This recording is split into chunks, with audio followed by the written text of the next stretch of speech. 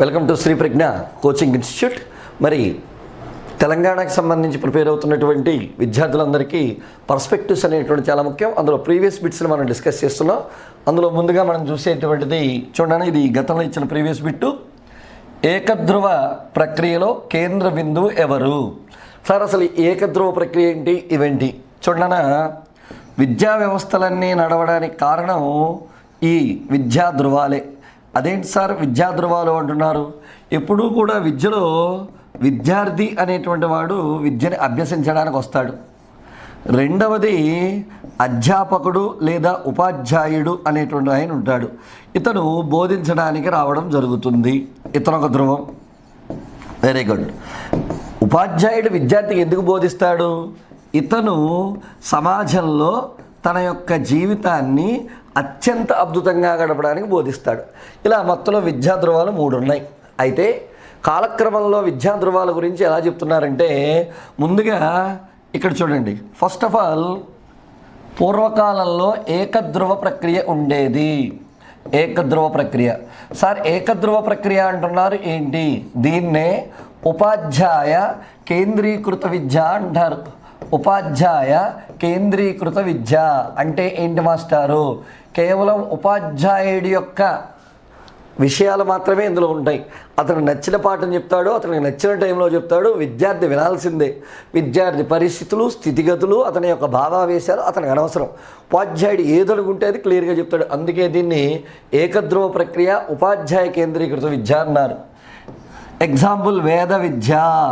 మరి వేద విద్య అనేటువంటి దాంట్లో గురువుగారు బోధిస్తూనే ఉంటాడు, శిష్యుడు అనేటువంటిది అలా జరుగుతూనే ఉంటుంది. అయితే కాలక్రమంలో భారతదేశ విద్యా వ్యవస్థ మీద ఇస్లాం రాజులు రావడం, ఇస్లాం రాజుల వెనకాల మరి యూరోపియన్లు రావడం తోటి భారత విద్యా యొక్క వ్యవస్థలో కొన్ని మార్పులు వచ్చాయి. కాలక్రమంలో ఏకధ్రువ ప్రక్రియ కాస్త ద్విధ్రువ ప్రక్రియగా మారింది. ఏ ధ్రువనానా? ద్విధ్రువ ప్రక్రియ. మాస్టారు ద్విధ్రువ ప్రక్రియ అంటే ఏంటి? సింపుల్గా చెప్పాలి అంటే మిషనరీ విద్యా విధానం లేదా యూరోపియన్లో వచ్చిన తర్వాత విద్యా విధానం అని చెప్పచ్చు. ఎందుకు? ఇందులో విద్యార్థి అనేటువంటి వాడు అవసరాలని ఉపాధ్యాయుడు గుర్తించి బోధన చేస్తూ ఉంటాడు.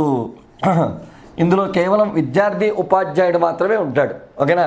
మరి దీన్ని ఎవరు సార్ చెప్పింది అంటే, దీన్ని చెప్పినటువంటి వ్యక్తి జాన్ ఆడమ్సన్. చెప్పండి ఎవరు? John Adamson. Most important. అయితే ఇక్కడ ఒక విషయం చెప్పాలి. ఈ ప్రక్రియలో విద్యార్థిని ఉపాధ్యాయుడు ఆకర్షిస్తాడు, ఉపాధ్యాయుడిని విద్యార్థి ఆకర్షిస్తాడు. ఎలా మాస్టారు? బాగా పాఠం చెప్పేటువంటి ఉపాధ్యాయుడిని విద్యార్థి ఆరాధిస్తాడు, బాగా చదివే విద్యార్థిని ఉపాధ్యాయుడు ఆరాధిస్తాడు. ఇద్దరు పరస్పరం ఆకర్షించుకుంటూ ఉంటారు. అంటే ఇద్దరి మధ్యన ఏముంటుంది? ఆకర్షణ. అయితే దీని గురించి ఒక మహానుభావుడు, రాస్ అనే మహానుభావుడు ఒక విషయం ఇచ్చాడు. ఏమని చెప్తున్నాడు రాస్ ద్విధ్రువ ప్రక్రియ గురించి? అయస్కాంతానికి ఉండే 2 ధ్రువాల వంటివి వీళ్ళిద్దరు. 2 అయస్కాంత ధ్రువాలు పరస్పరం ఆకర్షించుకున్నట్టే ఇక్కడ ఉపాధ్యాయుడు విద్యార్థి కూడా ఆకర్షిస్తారని చెప్పినటువంటి వ్యక్తి ఎవరు? రాస్. కాబట్టి అయస్కాంతంతో విద్యా వ్యవస్థను పోల్చినటువంటి వ్యక్తి రాస్. 2 ధ్రువాలు ఆకర్షించుకుంటాయి, ఉపాధ్యాయుడు విద్యార్థి మీద ఆకర్షణ ఉంటుందని చెప్పిన వ్యక్తి రాస్. ఇక ఫైనల్గా కాలక్రమంలో మరి ఇక చెప్పుకోవాలి తీరాలి అంటే యశ్పాల్ శర్మ లాంటి వ్యక్తులు వచ్చిన తర్వాత త్రిధ్రువ ప్రక్రియ వచ్చింది. అసలు త్రిధ్రువ ప్రక్రియ అంటే ఏంటి? సింపుల్గా ఇది ఒక ముఖ్యమైన విషయం. మనం చదువు చెప్పినంత మాత్రాన వాడు చక్కదిద్దుతున్నాడు అనుకోవడం చాలా తప్పు.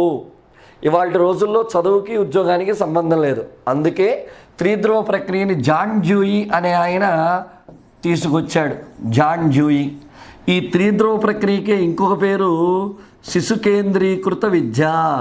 శిశు కేంద్రీకృత విద్య. మరి శిశు కేంద్రీకృత విద్యలో ఎవరెవరు ఉంటారు?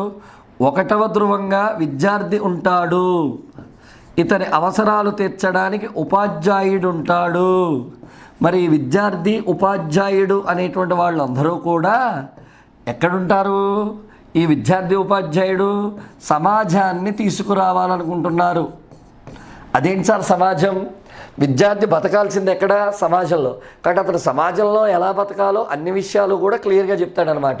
కొన్ని పుస్తకాల్లో సమాజం బదులు పాఠ్య ప్రణాళిక అని ఉంది. అంటే పాఠ్య ప్రణాళికలో పిచ్చి పిచ్చి పాఠాలు కాదు, సమాజం గురించి చెప్పండి అన్నాడు. ఇది త్రిధ్రువ ప్రక్రియ. త్రిధ్రువ ప్రక్రియకే శిశుకేంద్రీకృత విద్య, ఇందులో సమాజం అనేటువంటిది ఇన్వాల్వ్ అవుతుంది. చూడండి, మన బిట్టు దగ్గరికి వచ్చి ఆన్సర్ చెక్ చేద్దాం. ఏకధ్రువ ప్రక్రియలో కేంద్ర బిందువు ఎవరు? మరి ఇందులో కేంద్ర బిందువు ఎవరు? ఉపాధ్యాయుడు. ద్విధ్రువ ప్రక్రియలో ఇద్దరు ఉంటారు. సమాజం అనేటువంటిది ఎన్నో ధ్రువంలో ఉంది? 3వ ధ్రువంలో. ఇది విషయం. నెక్స్ట్ బిట్ చూద్దాం. ఈ సంవత్సరంలో విద్యను ఉమ్మడి జాబితాలో చేర్చారు. అసలు విద్యను ఉమ్మడి జాబితాలో చేర్చడం ఏంటి? దీనికి సంబంధించిన విషయాలు మీకు తెలియాలంటే అసలు భారతదేశంలో విద్యాశాఖ ఎలా ఏర్పడిందో తెలుసుకోవాలి.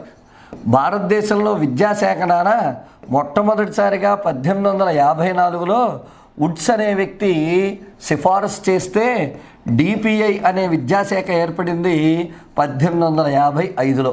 కాబట్టి గుర్తుపెట్టుకోవాల్సిన మొట్టమొదటి విషయం, వుడ్స్ అనేటువంటి వ్యక్తి తొలిసారిగా విద్యాశాఖ ఏర్పాటు చేశాడు. దాని పేరు DPI, department of public instructions. కానీ కాలక్రమంలో అది ఏమీ పెద్దగా పనిచేయలేదు.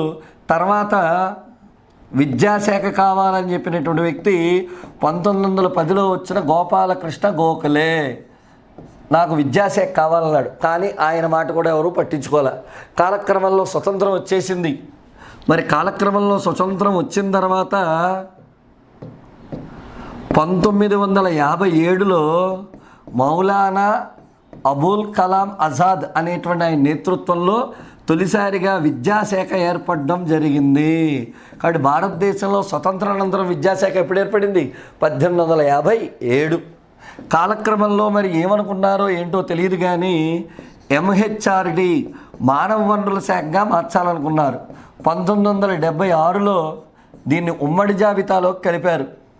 దీన్ని విద్యను తీసుకొచ్చి ఉమ్మడి జాబితాలో కలిపారు. ఎప్పుడైతే ఉమ్మడి జాబితాలో కలిపారో అప్పటి నుంచి విద్య ఇందులో ఉన్నట్టు ఎంహెచ్ఆర్డీలో ఉన్నట్టు లెక్క. చూడండి, ఎంహెచ్ఆర్డీ 1976 విద్యను ఉమ్మడి జాబితాలోకి ఎప్పుడు తీసుకొచ్చారు? 1976. ఎవరు సార్ అంటే Swaranjit Singh committee. Swaranjit Singh committee, Swaranjit Singh committee. ఓకేనండి, గుడ్. ఇక తర్వాత ఏమిటి? మళ్ళీ విద్యాశాఖ స్వతంత్ర విద్యాశాఖగా మారింది. ఎప్పుడు? 2020. ఎందుకు? Third national policy on education వలన మోడీ గారు తీసుకొచ్చారు. కాబట్టి మళ్ళీ విద్యాశాఖగా 2020 నుంచి పిలుస్తున్నారు. ఉమ్మడి జాబితాలో ఉంటే 2020. కాబట్టి ఇక్కడ చూడండి, విద్యను ఉమ్మడి జాబితాలో చేర్చిన సంవత్సరం అంటే 1976. ఇది విషయం. మరిన్ని ప్రీవియస్ బిట్స్తో మళ్ళీ కలుద్దాం. మీ అమ్మ Naresh. Welcome to Avanigadda Shri Pragna coaching centre. మరి కానీ అసలు లాంగ్ టర్మ్కి వెళ్తే ఎలా ఉంటుంది, షార్ట్ టర్మ్ ప్రిపేర్ అయితే ఎలా ఉంటుంది అనేటువంటి విషయాలతోటి ఇవాళ మీ ముందుకు వచ్చాను. మరి ఆ అవనిగడ్డ శ్రీ ప్రజ్ఞ ఇన్స్టిట్యూట్ మీలాగా లాంగ్ టర్మ్ చదవాలనుకుంటున్న పిల్లల గురించి తీసుకొస్తున్న అతి వినూత్నమైన కార్యక్రమం మీ ముందుకు రాబోతుంది. ఏంటి సార్? చూడండి, Telangana DSC SGT previous rankers, మారుమూల ప్రాంతాల నుంచి వచ్చినటువంటి పిల్లలతో కూడా అనితర సాధ్యమైన రిజల్ట్స్ సాధించినటువంటి సంస్థ మన శ్రీ ప్రజ్ఞ ఇన్స్టిట్యూట్. మరి ఏంటి సార్ స్పెషాలిటీ? చూడండి, తెలంగాణ డిఎస్సికి సంబంధించి ఎస్జిటి లాంగ్ టర్మ్ బ్యాచెస్ ప్రారంభమవుతున్నాయి. మళ్ళీ చెప్తున్నాను, లాంగ్ టర్మ్ బ్యాచ్ అంటే దాని నిర్వచనం ఒకప్పుడు ఒకలా ఉండేదేమో కానీ ఇక్కడ మేము ఇస్తున్నటువంటి విషయాన్ని చూసిన తర్వాత మీరే this is the best long term coaching అని మీరు అనుకుంటున్నారు. సార్ ఎప్పుడు సార్? సెప్టెంబర్ 5 ఉపాధ్యాయ దినోత్సవం రోజున స్టార్ట్ చేస్తున్నాం. నెక్స్ట్ ఉపాధ్యాయ దినోత్సవానికి నువ్వు నీ స్కూల్లో ఉండడమే మా లక్ష్యం. శుక్రవారం సాయంత్రం 4:45కి బ్యాచ్ స్టార్ట్ చేస్తున్నాం. ఏంటి సార్ మరి మన కోచింగ్ యొక్క స్పెషాలిటీస్ అంటే చూడనా, ఈ లాంగ్ టర్మ్ బ్యాచ్కి ప్రతి బ్యాచ్కి 60 మందిని మాత్రమే తీసుకుంటున్నాం. ఎందుకు? మందల కింద పెట్టేసి బోర్డు కూడా కనబడకుండా చేసే టీచింగ్ పద్ధతి మాకు కాదు. 60 మంది, నాణ్యతే ప్రధాన ఆయుధంగా మేము తీసుకుంటున్నాం. మరి ఇందులో మహిళలకి పురుషులకి వేరువేరుగా బ్యాచెస్ ఉంటున్నాయి. మరి ప్రతి ఒక్కరూ ఎస్జిటి ఉద్యోగంతో ఇంటికి వెళ్ళాలి అనేటువంటి ముఖ్య లక్ష్యంతో మేము పనిచేస్తున్నాం. ఇంకొక ముఖ్యమైన విషయం, DSC up to DSC coaching వరకు బ్యాచ్కి 20,000 రూపాయలు. సార్ 20,000 అంటే కాస్త ఎక్కువేమో. అప్ టు డిఎస్సి కోచింగ్ అంటే ఏంటి సార్? చూడనా, మన అప్ టు డిఎస్ కోచింగ్ అనేటువంటి దానికి సంబంధించి మీకు కొన్ని ముఖ్యమైన విషయాలు చెప్తున్నారు. రెగ్యులర్ బ్యాచ్ ఉంటుంది, అంటే మొదటి 6 నెలల్లో 7 నెలల్లో మనం తప్పనిసరిగా క్లాస్ బుక్ వైజ్గా psychology, PIE, content, methodology, GK అన్నీ పూర్తి చేసుకుంటాం. మరి మామూలుగా అయితే ఇది పూర్తి చేసుకుని ఇంటికి వెళ్ళిపోతాం. మరి డిఎస్సి ఎప్పుడు వస్తుందో మనకు తెలియదు. అందుకని రివిజన్ బ్యాచ్లో ఉంటారు మీరు. అంటే ఆ 20,000 ఫీజుతోటే రెగ్యులర్ బ్యాచ్తో పాటు రివిజన్ బ్యాచ్లో ఉంటారు. రివిజన్ బ్యాచ్లో ఏం చేస్తారు సార్? డైలీ చదివించడం, ఎగ్జామ్ వరకు చదివించడం. ఆ ఎగ్జామ్స్ కూడా ఎలా ఉంటాయి? Stage 1 chapter wise test, biology chapter wise, chemistry chapter wise, physics chapter wise, అలా ప్రతి టాపిక్ని చాప్టర్ వైజ్గా కంప్లీట్ చేసుకుంటాం.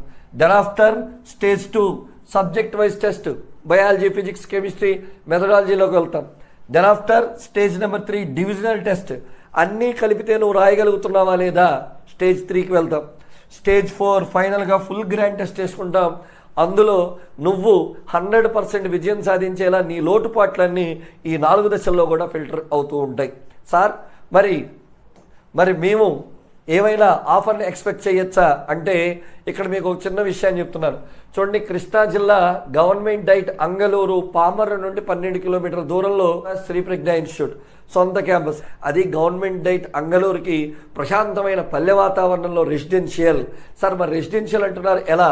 చూడనా, హాస్టల్ ఫీజు ప్రతి ఒక్కరూ చెల్లించాలి. మహిళలకు 5,600, పురుషులకు 5,800. 100% నాణ్యతతో కూడినటువంటి విషయం.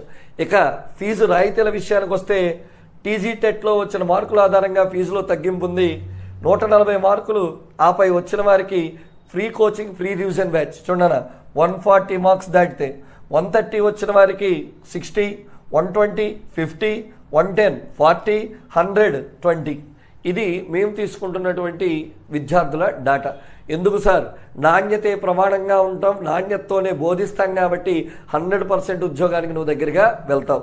అయితే సార్ కోచింగ్ వచ్చేటప్పుడు మేము ఏం తీసుకురావాలి అనేటువంటి విషయానికి వస్తే చూడనా, గర్ల్స్ అయితే హాస్టల్స్లో మాత్రమే ఉండాలి. శ్రీ ప్రజ్ఞ వారి హాస్టల్లోనే. ఎందుకంటే మీ మీద ఎంతో నమ్మకం పెట్టుకుంటున్న తల్లిదండ్రులు మా దగ్గరికి పంపిస్తున్నారు కాబట్టి బయట పరిస్థితుల దృష్ట్యా గర్ల్స్ హాస్టల్లోనే ఉండాలి. బాయ్స్ అనేటువంటి వాళ్ళు హాస్టల్లో ఉండొచ్చు, లేదా మీరు మీ అకామిడేషన్ ఏర్పాట్లు మీరు చేసుకోవచ్చు. బట్ ఎవరు వచ్చినా సరే పాస్పోర్ట్ సైజ్ ఫొటోస్ 2 తీసుకురావాలి. టెట్ మార్కుల లిస్టు, ఆధార్ కార్డ్ జెరాక్స్ తీసుకుని రావాల్సి ఉంటుంది. ఇవి కోచింగ్ మనకు వచ్చే ముందు తీసుకురావాల్సిన విషయాలు. సార్ అసలు డిఎస్సి ఎప్పుడు ఉంటుంది? అందుకే మీకు ఈ లాంగ్ టర్మ్ బ్యాచ్ని అరేంజ్ చేసాం.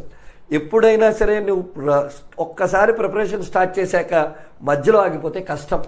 అంతేనండి, ఒక స్పీడ్తో వెళ్తున్న బైక్ మధ్యలో ఆగిపోతే ఎంత ఇబ్బందో మంది కూడా అంతే. అందుకే లాంగ్ టర్మ్ బ్యాచ్కి రండి. మీ కళని సాకారం చేసుకుని ఉద్యోగంతో మీ స్వగ్రామానికి లేదా మీ ఇంటికి వెళ్ళండి అని ఆశిస్తూ 100% ఉద్యోగ సాధనలో ఎప్పుడూ కూడా మీ వెంట ఉంటామంటూ మీ అమ్మ నరేష్, అవనగడ్డ శ్రీ ప్రజ్ఞ కోచింగ్ సెంటర్.